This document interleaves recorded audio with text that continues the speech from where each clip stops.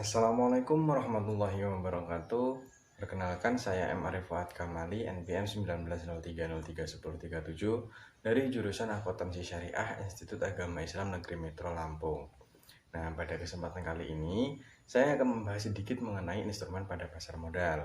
Nah, pasar modal sendiri itu adalah pasar yang beroperasi secara terorganisir, di mana terdapat aktivitas perdagangan, surat-surat berharga seperti saham, ekuitas, surat pengakuan utang, obligasi, dan surat berharga lainnya yang diterbitkan oleh pemerintah maupun perusahaan swasta dengan memanfaatkan jasa perantara, komisioner, dan underwriter.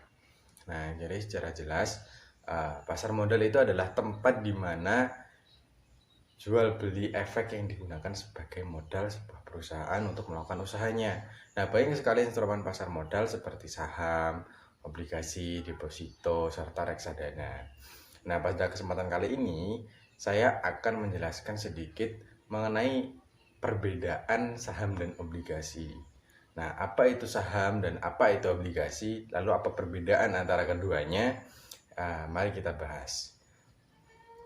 Yang pertama adalah saham. Saham itu adalah sebuah bukti kepemilikan nilai sebuah perusahaan. Jadi secara jelas, kalau kita memiliki saham dari sebuah perusahaan, maka kita juga dikategorikan sebagai pemilik dari perusahaan tersebut. Akan tetapi sesuai dengan persenan total saham yang kita miliki dari perusahaan tersebut. Nah, sedangkan obligasi itu adalah surat utang jangka menengah maupun jangka panjang yang dapat diperjualbelikan.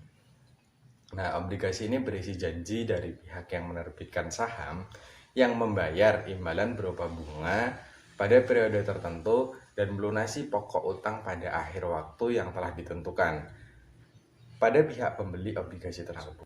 Saham adalah surat pernyataan modal sebagai tanda kepemilikan perusahaan. Nah, seperti yang saya bilang pada kalimat yang di atas, bahwa kita memiliki saham dari perusahaan, maka kita dikategorikan sebagai pemilik dari perusahaan tersebut. Kemudian diterbitkan perusahaan berstatus publik yang ditandai dengan kode TBK atau terbuka. Jadi perusahaan tersebut sudah disahkan oleh BEI sahamnya. Kemudian jangka waktu yang tidak terbatas dan dapat diperjualbelikan setiap saat di bursa. Jadi saham itu bisa diperjualbelikan di pasar sekunder maupun di pasar primer. Nah, diperjualbelikan di pasar perdana saat perusahaan melakukan initial public offering atau IPO.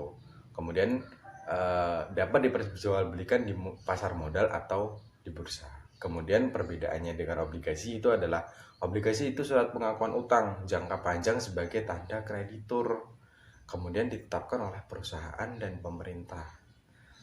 Dan jangka waktunya itu kalau obligasi itu pasti terbatas dan terdapat tanggal jatuh temponya. Nah, kalau saham tadi itu bisa diperjualbelikan di pasar modal maupun di pasar primer, akan tetapi di obligasi ini hanya dapat diperjualbelikan di pasar primer atau pasar perdana. Nah, yang terakhir itu adalah hanya beberapa jenis obligasi yang dapat diperjualbelikan. Tidak semua obligasi dapat diperjualbelikan di pasar sekunder sebelum tanggal jatuh tempo. Nah, itu tadi adalah apa itu saham, apa itu obligasi, serta perbedaan antar keduanya. Sekian dari saya, kurang dan lebihnya tentang pembahasan saham dan obligasi dari saya. Saya mohon maaf bila ada kurang.